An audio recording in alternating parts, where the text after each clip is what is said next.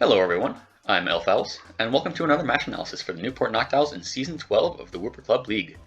Last time I went over my Week 7 match against Joey and the Akron Agrons, where we played a pretty close match, but came out of it with a 3-0 win on the back of Terra Steel Hydreigon. This time I'm up against Michael and the Kanto Kinglers. I haven't played too much against Michael. Our only match that I can recall comes from Season 11, where I played against his Rain team and showed off my team's amazing matchup against Rain for a 5-0 win there. This time though, despite his 1-5 record, his team actually looks pretty threatening to me on paper, so I can't just exploit a good matchup. Looking at Michael's team, we got Salazzle at the top of the speed tiers, followed by Salamence, Crocodile, Lokix, Gyarados, Slitherwing, Gardevoir, Toxtricity, Corviknight, Gothitelle, and Slowbro. It's an interesting team for sure, pretty offensive and also pretty one-track, with 3 Moxie Sweepers, 3 Psychic types, 2 First Impression Bug types, and 2 specially offensive Poison types.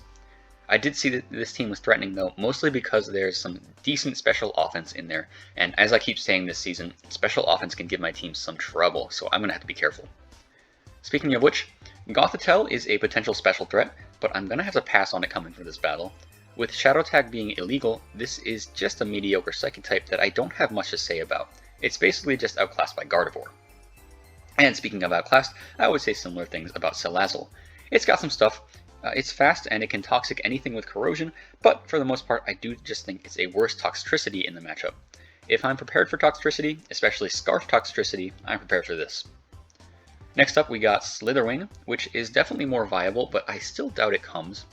It actually has some pretty good matchups, scaring out Tyranitar and kind of walling Great Tusk, and Hydreigon and Rotom are also pretty scared of the bug moves that it can carry. On the other hand though, I don't think it can make very much progress as an offensive piece, with Fortress, Azumarill, and Dondozo being great switch-ins to it. Those definitely don't make it a useless bring, but it's also another Mon that's outclassed by a similar pick again, this time with Lokix. And in one more example of something being outclassed, Gyarados is a Dragon Dance sweeper I really like, but once again I think Salamence is better, at least for this matchup. Like Salamence, this is brutally powerful, especially with Terra Flying Terra Blast, but unlike Salamence, it's pretty one-track as a physical attacker without too much it can do to mix things up, and it can't really do anything about the obvious Dondozo switch-in that I have. So I would probably pass on bringing this if I were Michael. And finally, this is interesting, but we have Corviknight. This is Michael's round 1 pick, so he could just very well bring it, but I don't think I'm overly concerned about it, even if it does come. There's a lot of good stuff it has, obviously. It can be a great answer to Great Tusk, and it honestly might have to come as the team's only hazard remover, which is very important. But the problem is that I don't think it's hard for me to play around. In most cases, I would just switch in Fortress without any trouble at all, and then I could set up slow hazards to maybe force a defog on the next turn, or get a slow pivot out of it with Volt Switch and get into a Pokemon that threatens the KO onto Corviknight, of which I have some pretty good options. I shouldn't have a hard time dealing with this. That leaves the top 6, starting with Lokix, who I mentioned earlier outclassed Slitherwing for its role. It is also a bug-type attacker with First Impression and U-turn to get out of its checks, but it trades out Bulk for more speed and the much better ability Tinted Lens. This means that unlike Slitherwing, this actually threatens to smack things like Azumarill and Fortress and Poltergeist really hard with U-turn and First Impression, so it is tough for my team to switch into. Oh yeah, and it also has Dark-type offense with strong Sucker Punch as secondary priority, so I can't just wait out turn 1 for that First Impression to avoid priority. Up next is Slowbro, which is a pretty good answer to Great Tusk with its amazing physical bulk and regenerator. That also makes it a pretty good Azumarill check as well, and Michael has built it this season to be pretty hard to set up on, with Chilling Water for anything trying to boost on the physical side, or the crippling Thunder Wave or Trick with a Lagging Tail to take care of any speed boosting threats. It's a great defensive piece, probably the only one Michael needs in the matchup. And then we have the other Psychic type, Gardevoir.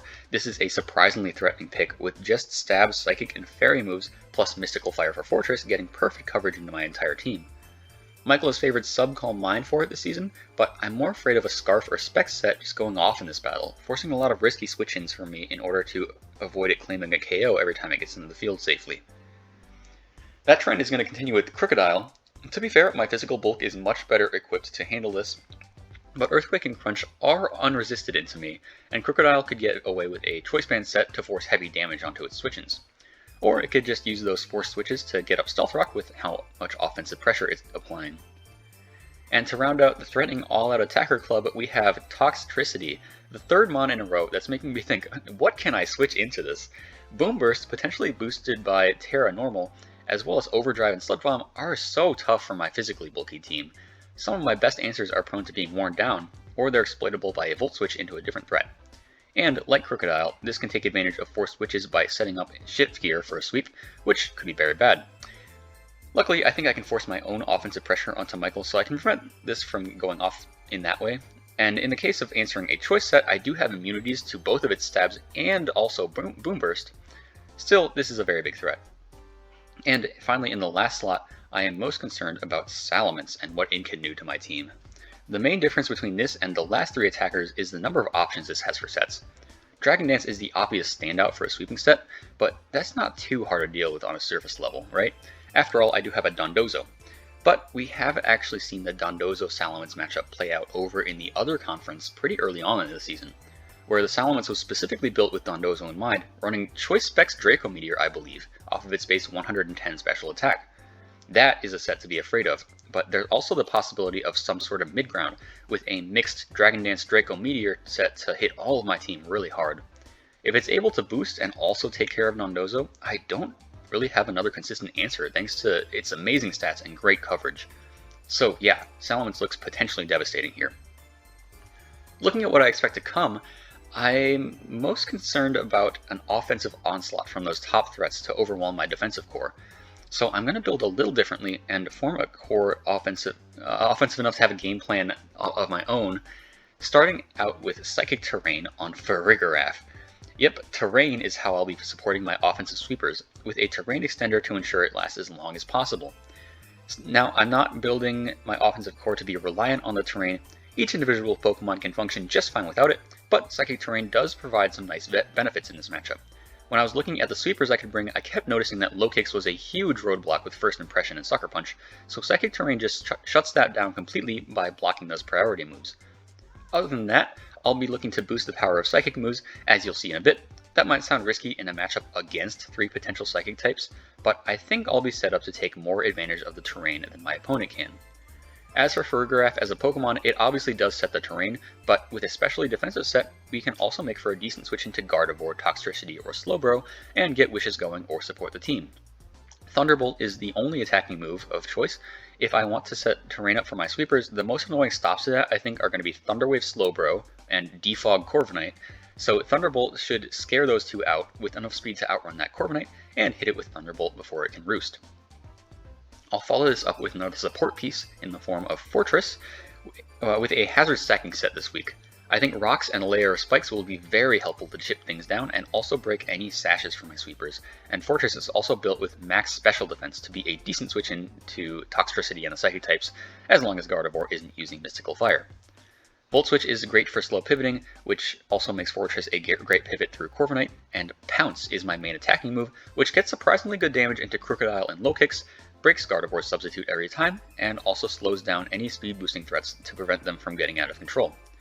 We're Terra Water in case we need to take a fire move, I don't really see that coming up, and Sturdy also buys me an extra turn from full health if I really need it in front of some kind of fire move. So those two Pokemon are support for my first sweeper in Polteageist, and this was the main idea behind Psychic Terrain.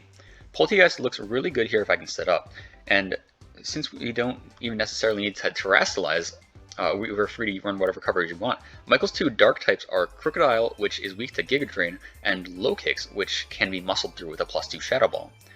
Those two moves should cover just about everything between Giga Drain and Shadow Ball, but how about for that third move we run Stored Power for amazing neutral coverage after a Shell Smash? Stored Power is already the strongest neutral move Polteageist gets, even stronger than Stab Shadow Ball, but Psychic Terrain pushes that power even further and guarantees KOs onto even the bulkiest of Salamence or Gyarados sets. Focus Sash guarantees a turn of setup from full health, and from there, with the Psychic Terrain up to block priority, nothing can really revenge Polteageist. That should be an easy sweep. We've got Terra Ghost because we might need a bit more power on Shadow Ball to get past full health Low Kicks and Corviknight. The EVs are of course max special attack, and speed for +1 Salamence after a Shell Smash, with most of the rest in defense so that we can comfortably live a Salamence dual Wing Beat, which would otherwise bypass the Focus Sash. Now we'll move on next to Great Tusk, and you should know the drill by now. Max attack, Jolly with speed for the next slowest matchup, which in this case would be both Gyarados and Slitherwing, Dual Stabs, Rapid Spin, and my coverage move of choice this time is Knockoff, which is mainly for the Slowbro. This is my main switch into Crocodile, since with some bulk investment and leftovers I should be able to take a few Earthquakes and threaten the KO right back with a close combat, or remove its rocks with Rapid Spin. Once again, very standard. Terra Ground helps out against some matchups, removing the Fairy and Psychic weaknesses against something like Gardevoir. Let's move on. My other Psychic Terrain abuser, aside from Poltegeist, is a sweeping Iron Moth with booster energy for special attack, Fiery Dance, Sludge Wave, and Psychic, with Flame Charge for boosting. I'd like to boost my speed once for a sweep, since that will allow us to outspeed +1 Salamence, and from there, Dual Stabs and Terra Psychic under Terrain should rip things apart, with Fiery Dance boosts being a nice bonus if I can get them. We actually have some decent setup opportunities too. In front of something like Gardevoir, if it isn't threatened out by the super effective Sludge Wave already, I can Terra into a Psychic type to resist the incoming Psychic move, get that Flame Charge boost, and then sweep from there. Despite the weird terrain specialization, it is a fairly standard set. If Poltegeist doesn't sweep, I'm hoping this does. And lastly, we have a wall, but also something of a setup sweeper in this slot with Cursed Dondozo. We're max HP, max special defense, which turns Dondozo into a great mixed unaware wall, able to take a few hits from setup threats like Mixed Salamence, Low Kicks, Gyarados, and Gardevoir. Without rest, I'll have to be careful with Dondozo's health, but Protect plus Leftovers should help with that, and so should Wish support from Giraffe. Liquidation is the standard stab move of choice, and Rock Slide is my coverage to hit Salamence and Gyarados hard. Curse may be tough to go for when Dondozo is kind of stretched thin, trying to check so many threats, but in an endgame situation we could go for a Curse sweep depending on what's left on the board. Lastly, we are Terra Steel, and this is mostly as a backup option to check things like Gardevoir and Terra Normal Toxtricity. That's the team. I think I have a game plan on both offense and defense, so let's see what happens in the battle. No Toxtricity is amazing, with Corviknight here instead. That's pretty great. Corviknight shouldn't be too hard to deal with, and no Toxtricity makes Dondozo look even better in the matchup, while taking a lot of pressure off of especially defensive Giraffe. As for leads, I had decided pretty early on that Michael is probably leading Crocodile, since so far in the season, whenever he's brought it, he has led with it. So I'm going to lead Great Tusk as my natural answer. Good luck, have fun to Michael. It is the Crocodile lead, perfect. I think there's just about no chance he stays in here, so I'll knock off for the likely Slowbro switch in. And I will get that. Get some decent chip onto it, take off the helmet, and Leftovers is going to keep me pretty healthy there. Well, that's some good progress, but I will have to switch out here. Fortress shouldn't be threatened by too much that this Slowbro wants to do, and it is just going to be a Chilling Water on the switch. Now, this looks like a free rocks, so I am going to get them as Slowbro goes for a Future Sight now. That's fine, and Slowbro seems pretty comfortable staying in here, so I think I'm actually going to go into something that threatens it a little more. Volt Switch is going to get some nice chip actually, and Giraffe comes in on the Thunder Wave. Good to know that Slowbro has that. It means that setting up in front of it would be a pretty big risk for my offensive threats. For now though, Thunderbolt should take this Slowbro out if it wants to stay in, but it's actually going to be Low Kicks that comes in. Yeah, that takes a lot from Rocks and Thunderbolt, very nice. And Giraffe shrugs off the Future Sight. This is actually pretty threatening though. A strong bug move is probably coming my way, and Tinted Lens means that it's unresisted outside of Iron Moth, which obviously I don't want to bring in right now. However, I still have a pretty good answer.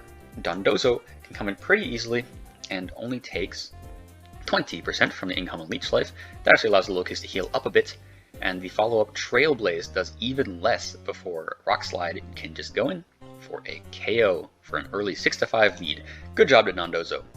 Low Kicks being gone is really nice. It actually means that Terrain isn't nearly as necessary anymore without the threat of priority, so maybe I won't need to take time to set that up for my sweepers. It is going to be a Slowbro on the Revenge though, and I really don't do much of this with Dondozo, so I'll just go out into the same check I had before.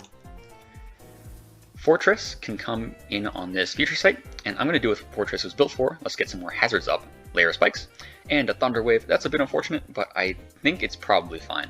It does actually mean that I can get the slow pivot with Volt Switch now, which I will do on the switch to Salamence. Once again, that's good chip with some help from the rocks. So I do kind of feel a setup opportunity here. With Low Kicks gone already, Poltegeist can come in and Shell Smash with our Focus Sash, right? Oh, wait. Yeah. And guess who forgot about the future sight? Yeah, that was a pretty bad play. I just straight up forgot that the future sight was set up. My bad. As for what to do now, though, this Salamence could be a real problem. I've kind of put myself in a bad situation here. I don't exactly have a switch in. I know Michael has favored Dragon Dance on this, but I'm just so hesitant to bring in Dondozo Raw with the possibility of a Draco. But then again, nothing else is really safe to switch in here, so maybe I can just stay in. My idea is forming to click Shell Smash on this turn. If I go down to an attack, so be it, but there's a decent chance Salamence clicks Dragon Dance this turn, and Shell Smash would actually be the best play if that's what it's going for, so let's try it. Just an Earthquake. So Poltergeist goes down, and that's a Moxie boost. 5-5 game. Iron Moth could theoretically revenge here, but this could very well be a Scarf set, I don't know yet, so I'll go with the safer Dondozo. Rock Slide should be a 2-hit KO, but Outrage is actually going to 2-hit KO me, and the surprise here is going to be the Ayapapa Berry, which means that Rock Slide isn't actually going to KO again from this range. Yeah, that really sucks. I'm going to protect for some Leftovers recovery, which might have been a misplay. It does inadvertently let the Salamence off the hook from the Outrage lock, but I think I'm going to have to assume that it's going for it again as the best way to damage me. So I'm going to do a quick pivot through Fortress. We should be fine. Outrage does 39%, geez. But I can Volt Switch out on the next one. Unless I get fully paralyzed. Outrage is just going to take the 3-hit KO. I simply did not have another switch in, so that is unfortunately a 4-5 game. Luckily though, Iron Moth can come in for the revenge, with the knowledge that this is not Scarfed. I don't think I can really risk reading the switch out, though. It's just too threatening right now with double attack, even if it is confused, so I'm just going to Sludge Wave. But yeah, that's just an obvious Corviknight switch in, fair enough. I can hit this pretty hard though, and I'll just get on that opportunity with a Fiery Dance, but it actually doesn't kill. I don't know if I really expected it to, and that's a strong Brave Bird in return. Corviknight does at least take itself out though, and it didn't even remove hazards while it was out, so those rocks and the layer of spikes are here to stay. That is actually quite nice. Crocodile comes in as the revenge, and I have to assume it's Scarfed, and even if it isn't, I don't think Iron Moth KO'd there, so off to my dedicated Crocodile check. Great Tusk is in here, who does tank the Earthquake. Okay, well, Scarf Crocodile looks really good for Michael in the end game, so I'm gonna assume he sees that damage on the Great Tusk and wants to switch out here. I'm not exactly sure to what, but setting up a Rapid Spin boost could be very nice to deal with a potential Salamence switch in. Let's try that, I guess? And that's another Earthquake. Rapid Spin does some damage before another obviously Scarf Earthquake KO's Great Tusk for a 3-4 game. This is not looking good. And obviously I don't need to explain that that was a pretty egregious misplay when the Crocodile is right there, could have KO'd it for a 4-3 game. But we are at a 3-4 game right now. I'll take a look at the game state in a second, but for now, this is a Choice Scarf Moxie boosted Crocodile. I really have no choice but to bring in Dondozo and try to take it out.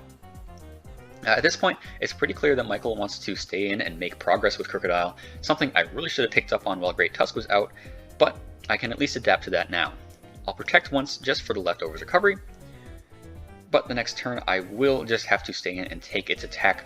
Earthquake goes in for 30%, and I am able to pick up the KO with Liquidation for a 3-3 game, and that brings in the Gardevoir for the revenge. Okay, taking a look at the game state, I have a paralyzed but otherwise pretty healthy Giraffe, a low health Iron Moth, and a low health Dondozo, while Michael has a Gardevoir that just hit the field, a half health Salamence, and a moderately healthy Slowbro. Neither of us have revealed our terrors yet.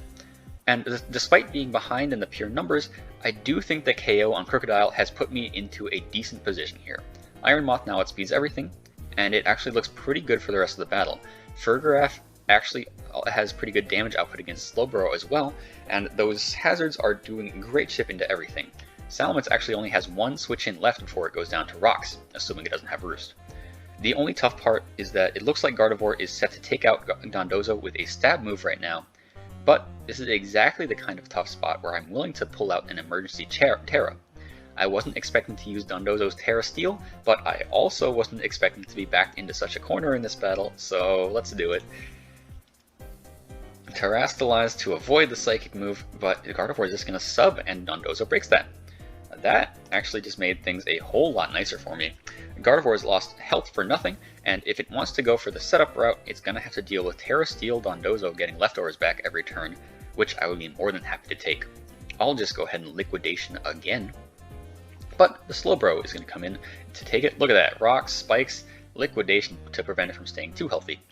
Well, I'm definitely not that threatened by this, so that's just going to be a Protect for more lefties. And it was actually a Thunder Wave, so I'm just going to bring Farigiraf in, which is already paralyzed, pretty easily on this. Yep, actually misses. And now Thunderbolt looks like the easy play for damage into anything. Slowbro is going to go for Future Sight, no problem. And I got full paired. Okay, fair enough. Let's just do it again. Crit. Okay, whatever. But I do get my Thunderbolt off. Alright, well, that was nice, but I'd like some HP back on something. Farigiraf is going to get kind of low pretty soon here, so my next play is going to be Wish. We'll get that off on the Chilling Water, maybe. Alright, Para, that's fine. We'll just get it off on the next turn. Slowbro is setting up another Future Sight. 2 full Paras. Come on, Farigiraf, we're really running out of time here. And this turn I do finally get the Wish going. But I did switch out here at the next turn. I was at such low health that if I got full parried on the attempted Protect to heal up Farigiraf, it would have allowed Slowbro to KO me with a Chilling Water and a Future Sight, so I think Dondozo needs the health a little more if I really am scared of that full para. So Dondozo is going to take those couple of moves without too much issue. And now we're actually looking pretty healthy. Since I'm reasonably sure Slowbro is committed to Thunder Wave on the Dondozo, which he's done several times at this point, I can bring Farigiraf again back in, and there's no Future Sight up anymore, which does help me out. And I do get one last chance to wish myself up.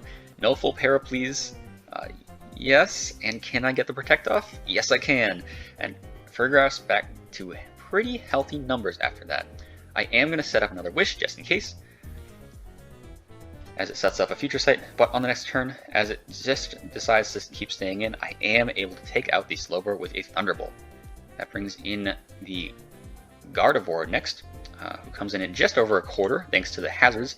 That's enough for the sub Select setup, and I actually don't break it here with my first Thunderbolt. It does go for sub, gets that, and it remains with the sub the whole time. This might be a bit threatening, but Steel-type Dondozo in the back should be able to deal with this. I am just going to keep up the pressure with another Thunderbolt, as Gardevoir Calm Minds. Once again, we should be fine. Thunderbolt does take out the sub, and Gardevoir does actually Terra Psychic with stored power. That's decent damage, but Farigiraf does just break through the para to claim another KO. And that leaves, finally, the Salamence down to 25%. This is actually kind of scary. This is Michael's chance to take the game back with the Dragon Dance on a full para, plus Roost for healing and the Electric Resist if he has it. If that's what he's got, then it just beats Iron Moth from there, and it would be a very, very tricky matchup for Dondozo considering Earthquake. I think I just have to hope for no Roost, and let's please break through the para one last time. Dragon Dance, and Farigiraf pulls through, Thunderbolt for the KO and the 3-0 victory. Good game to Michael. This definitely wasn't the cleanest game on my part, very, very close. Obviously sacking off Poltegeist and Great Tusk kind of early on were just bad plays on my part, and I think I had to get bailed out a bit by my opponent choosing not to save Crocodile for the endgame, which allowed Dondozo to Terra Steel for the Gardevoir. I don't really have too much to say in my defense here. For context, due to timing, I actually played this match right after my Week 9 match, where I actually think I played pretty well. So I don't know where the messy play came from all of a sudden for this match. I guess if I can point out something more concrete, I think my prep didn't set me up very well. Psychic Terrain was a bit silly to try and go for, and Curse Dondozo wasn't a terrible idea, but I did really miss having rest and more physical defense investment in this battle. That would have helped out against the Salamence. I think my game plan really came down to controlling the early game with easy tanks to certain hits and controlled Psychic Terrain setup, but the moment something went wrong, I didn't have much to, save myself and bring the game back. I will say that at the very least, I was back on my feet by the end game. My decisions were pretty easy. I was able to use my resources to stabilize things quite a bit and make for a pretty simple end game. And in that vein, I'll probably have to give the MVP title this week to Dondozo. Basically the whole reason I won this match, thanks to checking Crocodile, low kicks, and, maybe the Salamence if it came down to it. But Giraffe takes a close second with 3 KOs, and Fortress takes a distant third with that hazard setup coming in clutch. The defensive mons really coming in this week to save me. That'll do it for week 8. As I mentioned, I did actually play my week 9 game before this, but I will get into details about that in my next video. For now, the Noctiles are up to a 7-0 record with the #1 seed locked for the playoffs. Next time, I'll cover my week 9 match against Steve and his Waterdeep Wobbuffets. Can we grab the undefeated regular season? We'll find out. I'll see you next time.